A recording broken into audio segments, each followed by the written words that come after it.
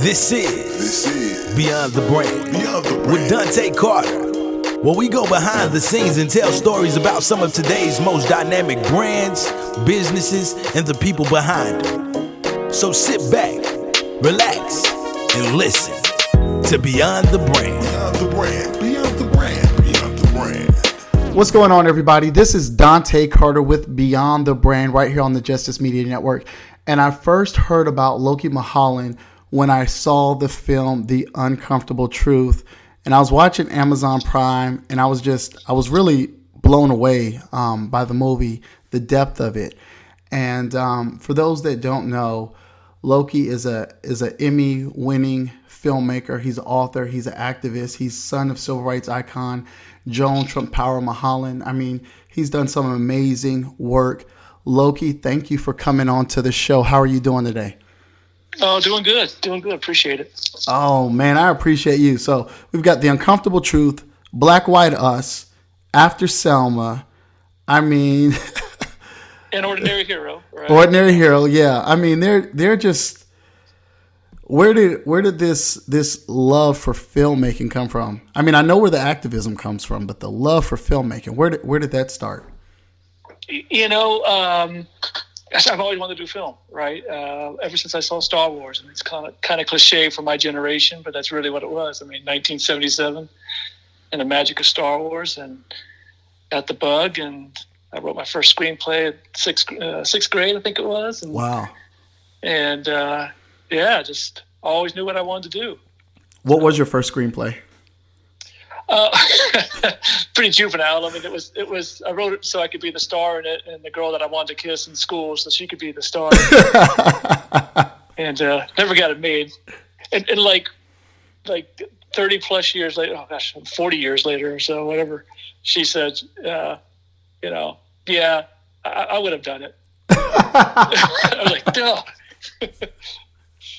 Yeah. Oh man! So I was sitting there watching The Uncomfortable Truth, and gosh, when was it? Was it about a year ago when we met? When I sent you the Facebook request, and I was really blown away by the movie. Where did the inspiration behind that one come? And just kind of walk us through it. Yeah, sure. So I was doing this film about my mom called An Ordinary Hero, which is about my mother in the student movement, and she's kind of the Forrest Gump of civil rights. So it's really kind of fascinating, her story. And one of the people we interviewed was a guy named Luvon Brown, who's a freedom rider, grew up in Mississippi.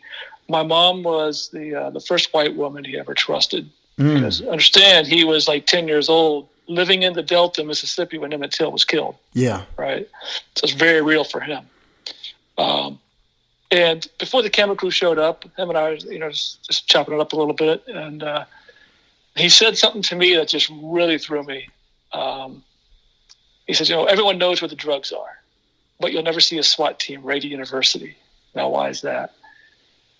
And I mean, I knew, but I didn't know. And it was this kind of triggered for me. I was like, I gotta figure out what Luvon's talking about. And so I just started pulling all these books out and just started reading and really diving in. And to really get kind of to the source of why we had the civil rights movement to begin with. I knew, but I didn't know all the details. And discovering this foundation of racism that exists, and not to give too much away of the film, but my family's part in all of that, going all the way back to Jamestown.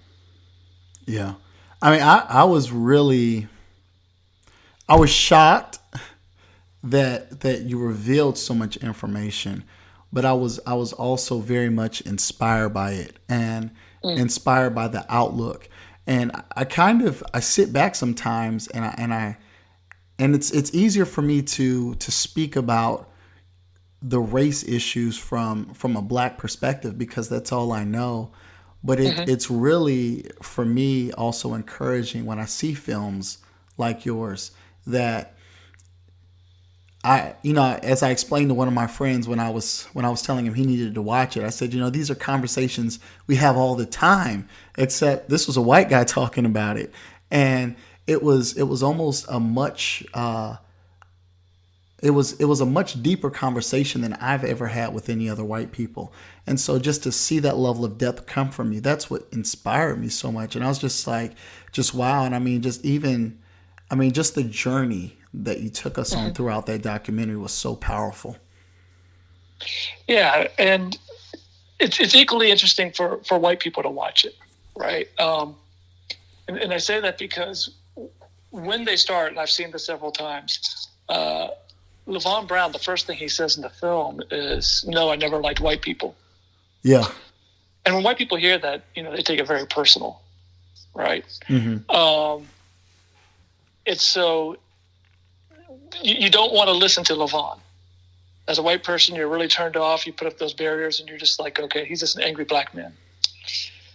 About halfway through, you see a shift. And by the end of the film, you're really with him. You really understand why he said that and, where he's at and what's going on. I've had people, even in Georgia, I've done screenings in Georgia where white families have come to me and says, you described my family. And we're talking about, the slave history and so forth. And they said, I've got to go back and start thinking about what that means about us. And that's the real transformative moment for me with this film. And it's this dialogue that, LeVon and I have, if you will. And we've gone on to extend that into a new podcast series of the same name called The Uncomfortable Truth, where we continue that conversation and really kind of go down some of the rabbit holes we weren't able to in the film. And you guys get deep. You do. You get really deep. And I think it's good because I even felt myself, hearing some parts of the podcast and being uncomfortable. Mm-hmm. And it wasn't that I was uncomfortable, like, let's turn this off, but uncomfortable in the sense of I felt myself growing. And I wasn't used to growing that way. There are very few environments that really allow you to dive deep into these discussions and grow in these discussions. And so whenever I'm able to hear those, I get inspired by it. And another thing I wanted to ask is, talk to me about, I guess, the growing up in the shadows of your mother and when that transformation happened for you. I guess that, the new code word now is woke, when you reached your wokeness. Well, I guess I've always kind of been woke in a sense. How can you not be with my mom? Right? Yeah. But let's be honest. We have people coming through our house all the time, like, the Ladner sisters and John Salter and these civil rights, activists and such that, those are the couple of conversations that were taking place in our house. And it was very, very normal for us. There was the books and the photos and stuff. For that was just our norm. Yeah. Right. So it was very much a shock for me when I found out that people really didn't know anything about the civil rights movement. But there was a couple of moments that I reflect back on now and just like, wow. So one in particular, so my mom went to Tougaloo College, which is an HBCU in Tougaloo, Mississippi, right outside Jackson. And, always when we look at her yearbook from then, there's that white face, right, in this black crowd. Yeah. Well, then, for some reason, one year, it just kind of clicked for me where we would go to her alumni reunions. They'd always have this barbecue in the summertime, and we would go. And then, I just kind of became aware of like, we're the only white people here. Right? Yeah. And when I reflect back on that, I reflect on my discomfort. Right? And now I can go, so now I live in Utah. All right. The black population here is, I think, 1.8% or something. And so I think about, for example, my fraternity brothers, Omega Psi Phi Fraternity Incorporated, and when they are out and alone, what they must feel when all the eyes are on them. Now, there's not a judgment on me when I was a kid, but I know there's a judgment on them. So I get this sort of, this inkling of an idea of what it feels like to be, the other. My mom tells a story. I kind of remember this, but in elementary school, I mean, we had a lot of friends who were Southeast Asian. This was right after the Vietnam War, and so we had friends from Vietnam and Laos and Cambodia. They all came to our school, these refugees, and we just wanted friends. But a lot of our white friends didn't want them there, or their parents didn't want them there. So they picked up on that. And so at times we would escort our friends home because they were getting bullied by my white friends. And there were times when they roughed me up over it. Right. But really, I mean, this sort of, in college, I went to Ithaca College and studied documentary cinema there. And I did a short film about the sit-in. So, I mean, I knew about it, but I really didn't know my mom's story at all. And it was when I did the film that of an ordinary hero. And when I would call people up, or I'd call places like the Birmingham Civil Rights Institute to ask for a photo or ask for an interview, and they would say, for Joan, anything. And it really made me aware of my mother, and as well as my place in that story. It was about a couple of years, because I've been doing these films and so forth. I for years, it's just like anybody I try to avoid living in my parents' shadow. And then you get old enough and you realize, that's, for some of us, there's a responsibility to extend that shadow. Most right? definitely, yeah. And you kind of come to grips with that at a certain point. And I was at the home of Medgar Evers, where he was assassinated. My mother was there. Jerry Mitchell, who wrote the book Race Against Time, that just came out. Marion Wright Edelman. Rena Evers, Medgar's daughter, was there. Rena's on my right. My mom's on my left. Wow. And there's other people who are there. That were everyone's kind of groups and whatever. And people are kind of going around saying hello to each other. So this lady comes up and sees Rena. Oh my gosh, Rena, how are you doing? They clearly know each other. And then she comes to me and she says, "Who are you?" I'm like, if I say my name, I know she's going to say, "Yeah, but who are you?" She can't place me. Yeah. So I said, "Oh, well, I'm Joan's son." "Oh, Joan, I didn't see you there. Oh my gosh." Moves on. I'm like, man, I'm Joan's son. There I go again. And Rena leans over, Medgar's daughter, says, "Don't worry, Loki, I don't have a name either. I'm just Medgar's daughter."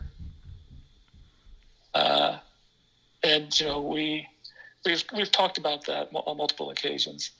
That while we are blazing our own trails, if you will, trying to do our part, we still have this responsibility to honor our parents and uphold what they have done. And knowing that we don't need to worry about trying to escape that anymore. We need to make sure people just don't forget it, and to make sure that we're doing our part to continue that work. Yeah. Man, that is so powerful. But I think it, I kind of wonder sometimes, like, what type of person would I be had I grown up in the house of a legend, somebody who really just. I hear you. When kids actually went to school, now we got the coronavirus and everything going on. I do assemblies and stuff, amongst, speaking at universities or elementary schools. I love the elementary schools. And one kid finally asked, they always surprise you. One day, so one kid finally asked, it was this year, said, "So what's it like to have a famous mother?" And I said, "Well, she's just mom." And she truly is. Yeah. Just mom. Right? And because, she still tells me what to do. Yeah. Good grief, I'm 48 years old, right? And she's still telling me what to do. My mom was receiving the Trailblazer Award last year at the International Civil Rights Museum in Greensboro, North Carolina. And one of the Greensboro Four's sons was there. Mm-hmm. I think his dad had passed. And so him and I were talking, and we're right by the lunch counter where his dad and the 3 other students sat. And he says to me, do people ever ask you if you would have sat at the lunch counters? I said, oh my gosh, yeah. I get that all the time. He said, what do you say? And I told him, I tell him that I don't have to because my mother already did. Mm. I said, but I have to do what I can do because doing nothing's not an option. And so, there's some of the same old fights and there's some new ones. And we all have a role to play in that. And now we don't have to go and, integrate the lunch counters anymore or the buses or, these sort of things. But we have to use our voice in some fashion. So mine is film, mine's the podcast and those sort of things. So given the gifts that I've been given and using those to try to, continue and move the work forward. But it's good to hear that though, that even within it, you were able to kind of find your place, Yeah.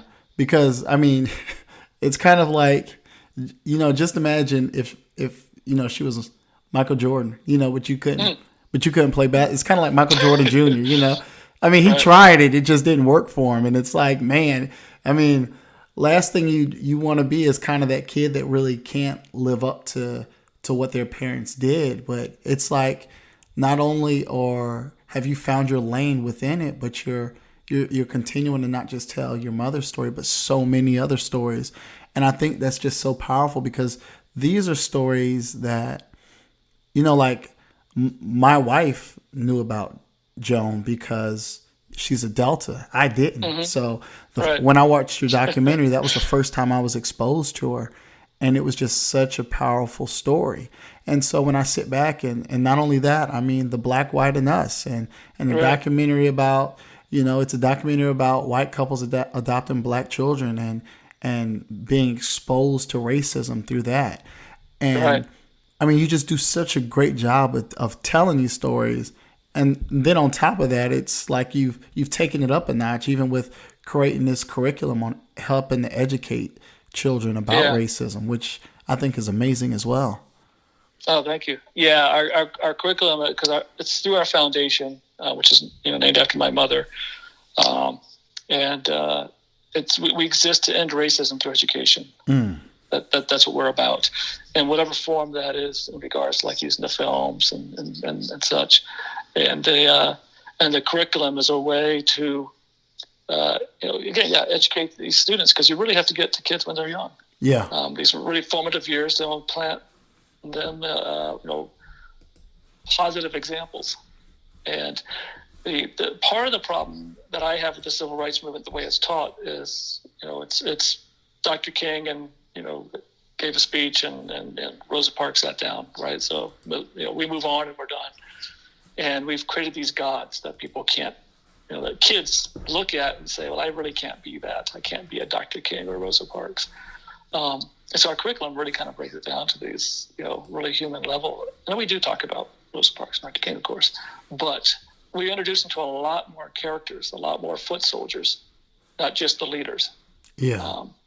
And it's just these ordinary people who decided to, like Lou Hamer said, was sick and tired of being sick and tired. Yeah.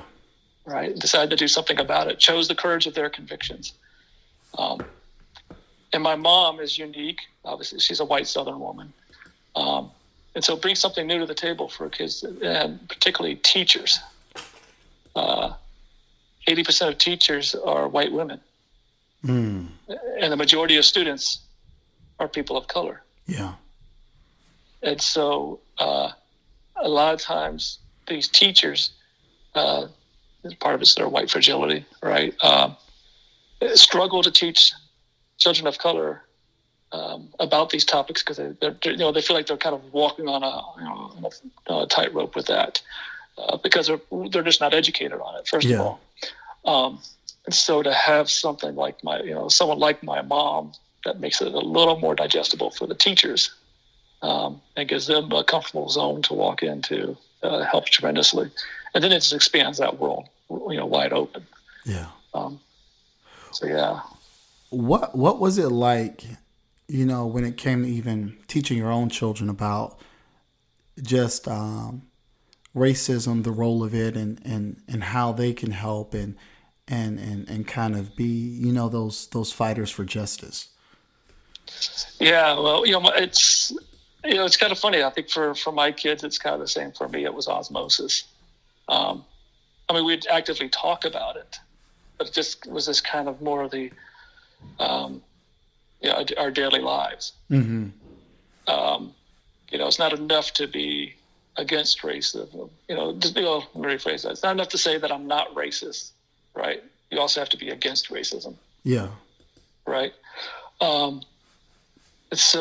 But there's different fights today. So, my son is really focused on the LGBTQ community and the issues dealing, with that. My daughters, it's kind of funny.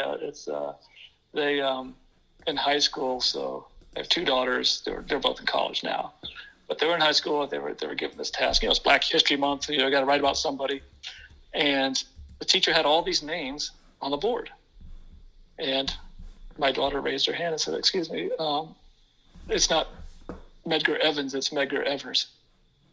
Now, most people have no idea who Medgar Evers is. Yeah. Right. Especially in Utah, for goodness sakes. And he was, a civil rights leader in Mississippi. He was assassinated in his driveway. And the teacher says, "No, it's Evans." My daughter's like, "No, it's Evers."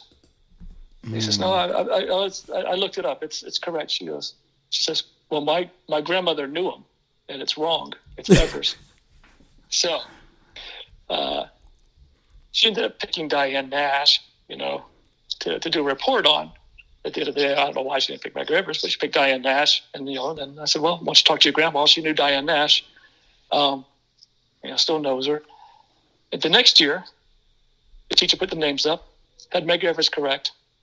And then I guess also, I don't know if at that point he had my mother's name on the board or not, but then told the next daughter, because she was just a year behind, said, "And you can't pick your grandmother." Right? So she says, "Okay, I'm going to pick Medgar Evers." Right?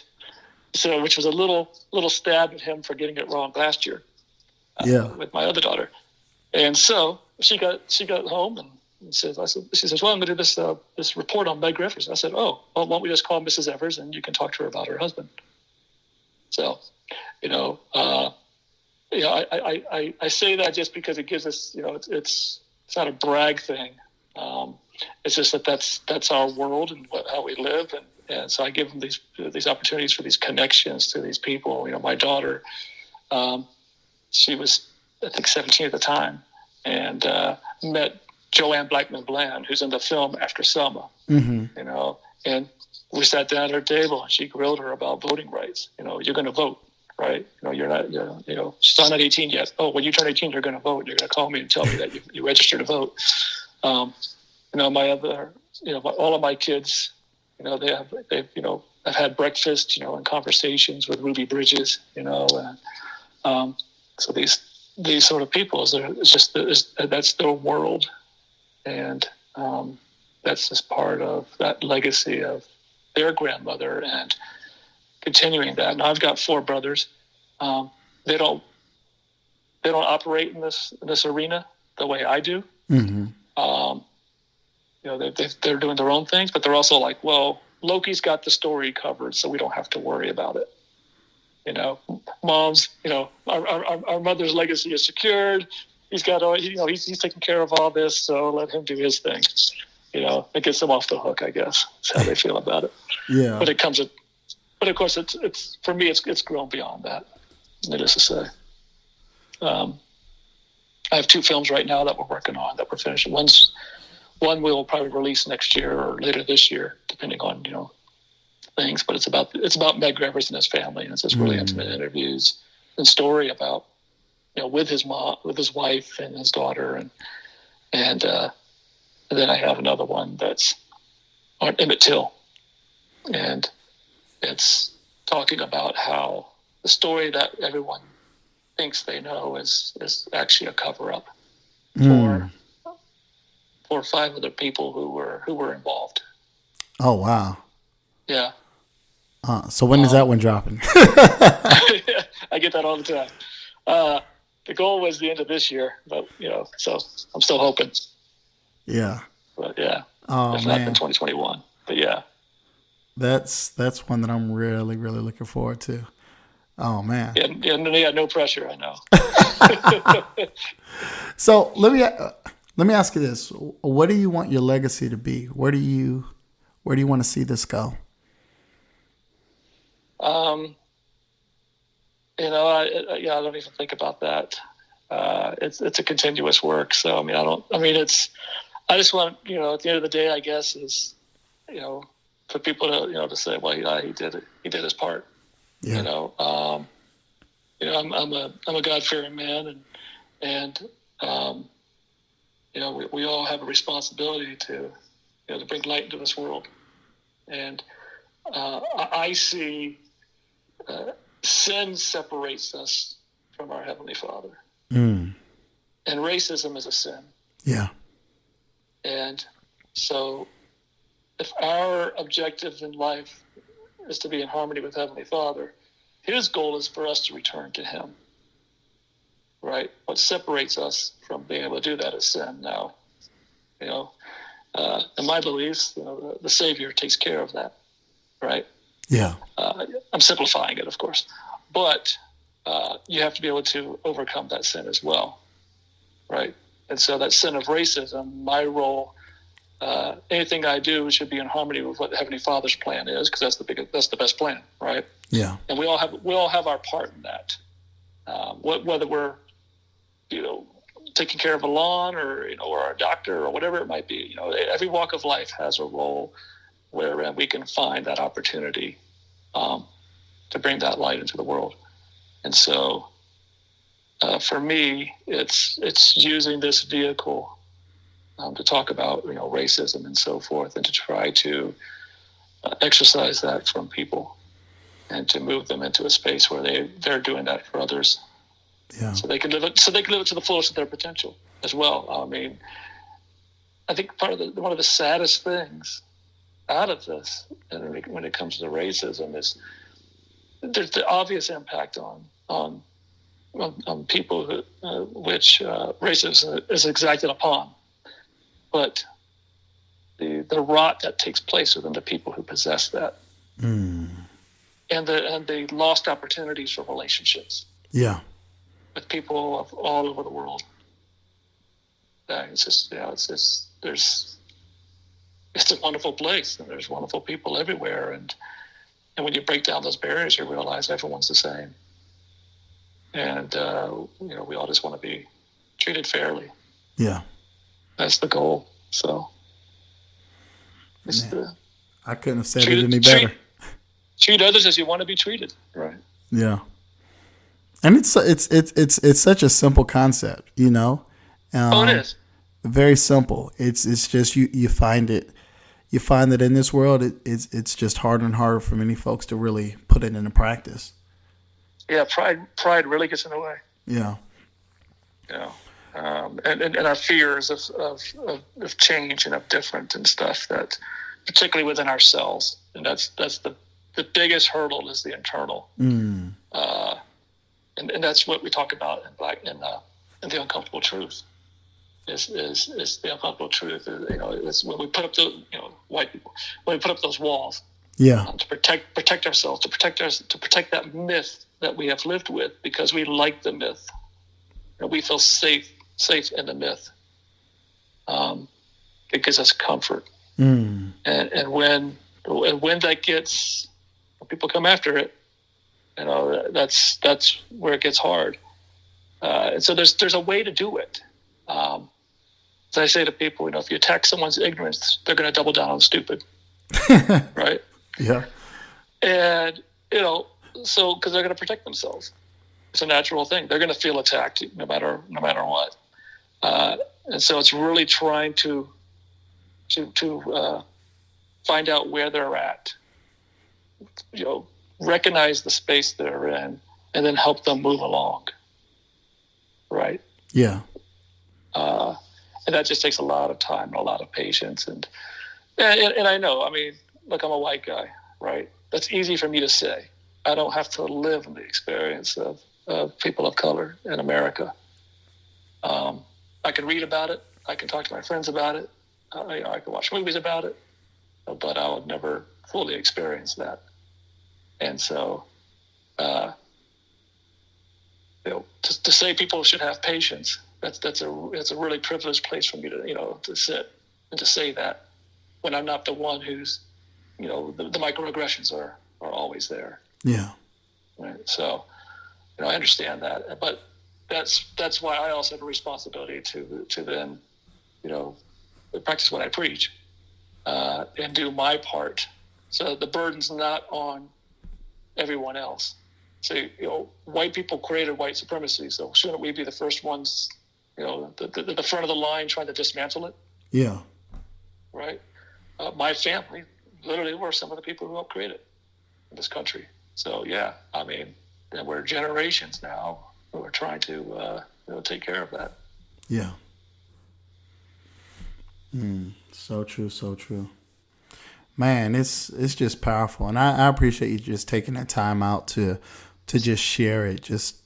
I think whenever you can peel the layers back and ask somebody why they do what they do, that's just one of the most inspiring things. And so, but I do want you to kind of let folks know where they can catch the films that you've put together. The Uncomfortable Truth, Black, White, Us. Yeah, Black, White, and Us, The Uncomfortable Truth, After Selma, and An Ordinary Hero. They're all on Amazon Prime.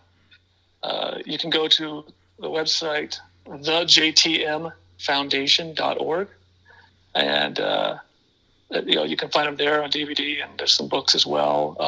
Feel free to make a donation to the foundation. With the donations, we provide curriculum to students and stuff. Now, once these kids get back in school, we'll be banking all that and getting that out there. We've already, we've helped probably, provide a curriculum with 30,000 students already, close to that. So we've got big plans, and a lot of us doing a little adds up to a whole bunch. Yeah. So some of us can't be on the front lines. Some of us can't be out there speaking or doing these sort of things and whatnot, and that's okay. Just like in the civil rights movement, not everyone was out sitting at the lunch counter, right?